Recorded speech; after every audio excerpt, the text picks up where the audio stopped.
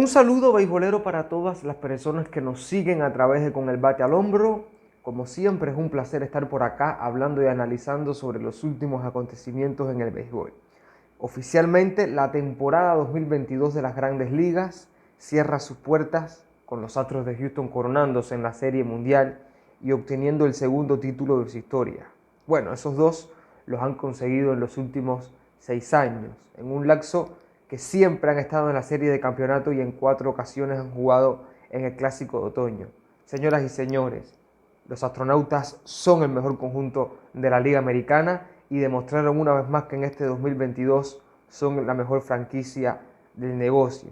Y lo podemos comparar o ver de ciertas formas. Hay muchos equipos que utilizan esa reconstrucción para competir en un lapso de tiempo muy corto, ganan una serie mundial y prácticamente después se desintegran. Estos Astros en el 2017 ganaron la Serie Mundial y no obstante han seguido con esa generación, han ido modificando para obtener resultados positivos en todas las campañas y jugar, como les decía, en 6 series de campeonato consecutivas y ganar otra Serie Mundial. Es una dinastía lo que estamos viendo y me alegro muchísimo por ese manager que Dusty Baker Jr., que había estado en una Serie Mundial en 2 ocasiones, incluso en una estuvo a 9 outs de coronarse con los Gigantes de San Francisco cuando el bullpen de su conjunto colapsó y los Angelinos de Los Ángeles ganaron aquel Clásico de Otoño después del año pasado.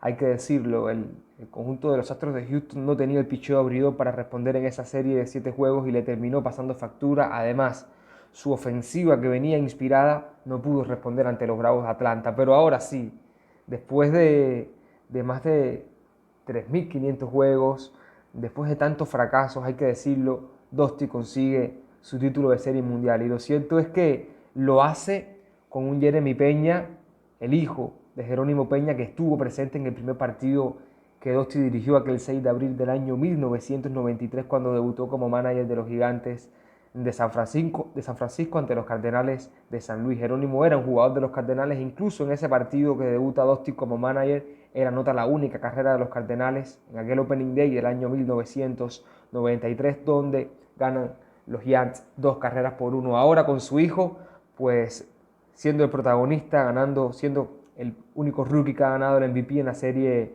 Mundial, se corona Dusty Baker y rompe ese maleficio. Yo pienso que el béisbol de cierta manera estaba en deuda con este hombre, un hombre que hasta es un sobreviviente de cáncer, ha pasado por muchísimas cosas, incluso por aquel crudo racismo del siglo pasado, pero aún así logró salir adelante y sin lugar a dudas el Hall of Fame es un Hall of Fame y Cooperstown lo espera.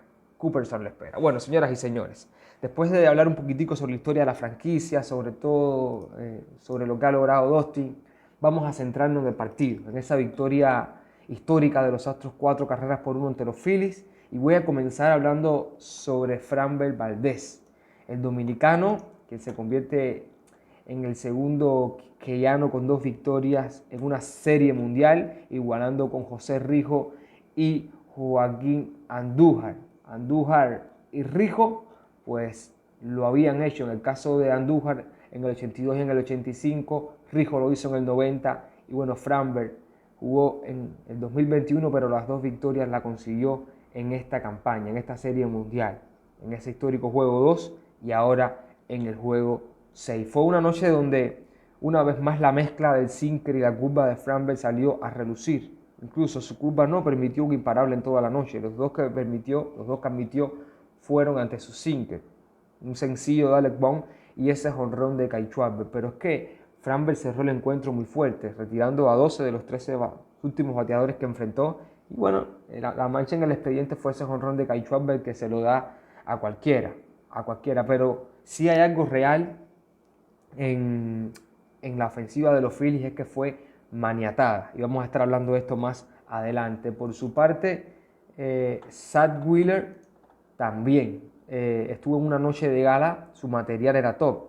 Y para tener una idea de eso, solamente debemos observar sus lanzamientos, cómo aumentaron su velocidad 1 milla o más, y sus lanzamientos aumentaron el spin rate en 75 RPM o más. Es decir, su arsenal estaba bien. Ese día de descanso que Rod Thompson le había dado para lanzar en este juego 6 había salido bien de cierta forma, pero los Astros, como han hecho en los últimos juegos, aprovecharon su oportunidad, es decir, el big inning, y ese big inning fue en el sexto. Wheeler le da pelotazo a Martín Maldonado. En teoría es el bateador más débil que tiene esa alineación de Houston. No obstante, un turno al bate después, Jeremy Peña le da el sencillo, que ese fue su único golpe fuerte de la noche, y puso hombres en tercera y en primera. Bueno, automáticamente ya conocemos lo que vino después. Thompson quiso traer a José Alvarado para enfrentar por tercera vez en esta serie mundial a Jordan Álvarez. En el primer encuentro lo dominó con fly de tercera.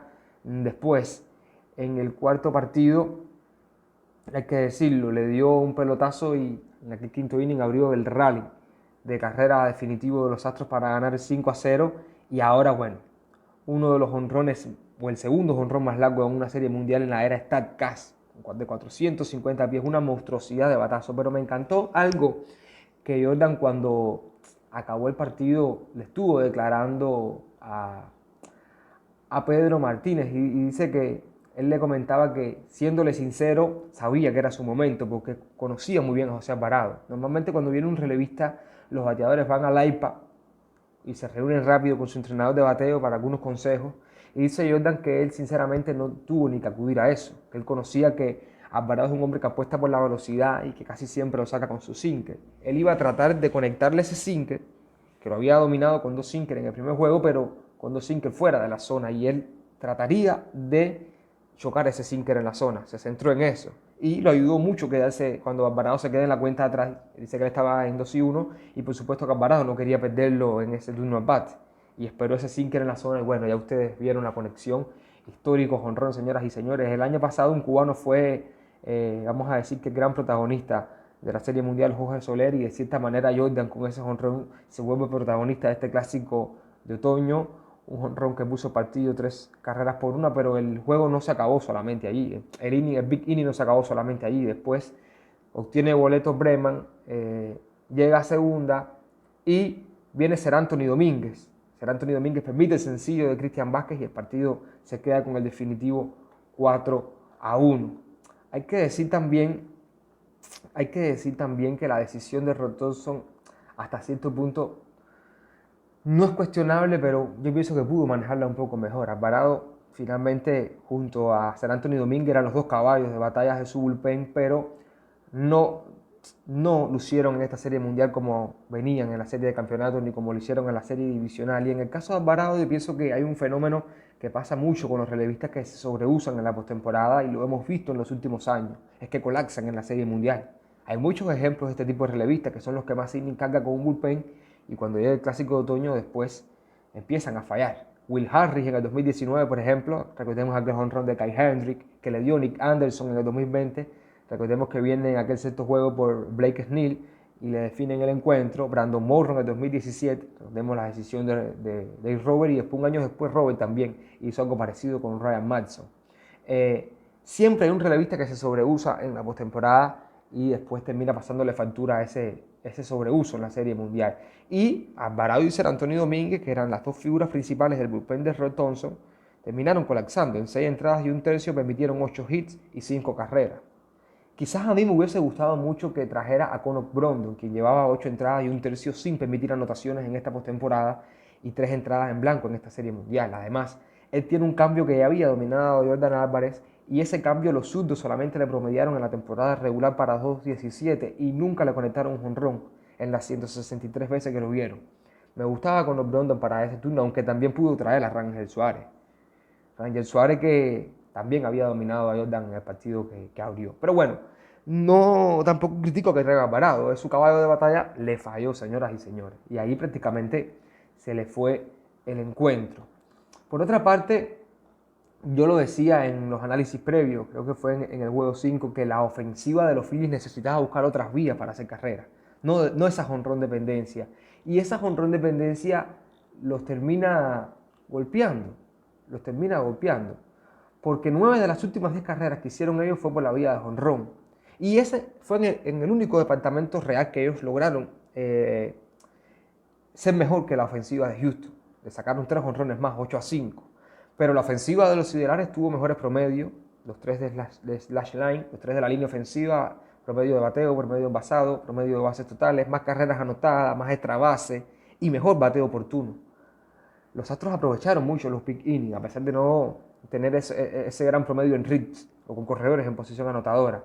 Y no da negocio apostar por el jonrón contra estos Astros de Houston, que tuvo la tasa de jonrones por cada 9 innings, lo decíamos también, más baja de la temporada regular, igualando con los Gigantes. Y han permitido pocos jonrones en esta postemporada también.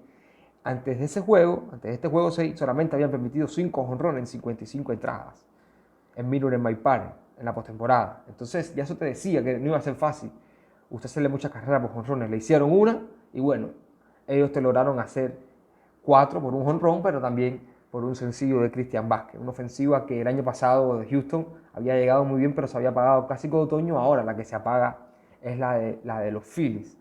Y de cierta manera, en la serie general, el picheo abridor de los Phillies también colapsa un poco. En 26 entradas y 2 tercios permite 17 carreras, 16 de ellas limpias. El de Houston no lanzó muy bien tampoco, 4.13 de efectividad en 32 entradas y 2 tercios, pero si quitamos esa salida de McCullers, mejora muchísimo los números. Pero ahí tiene que estar McCullers con ese juego 3, que realmente se convirtió en el único lanzador con 5 jonrones en un partido de Serie Mundial, aunque después los Astros que consiguieron ese no-hitter al día siguiente, prácticamente la serie la pusieron a su favor psicológicamente, todo lo que aportó esa victoria de Verlander también, fueron el mejor equipo de la Serie Mundial.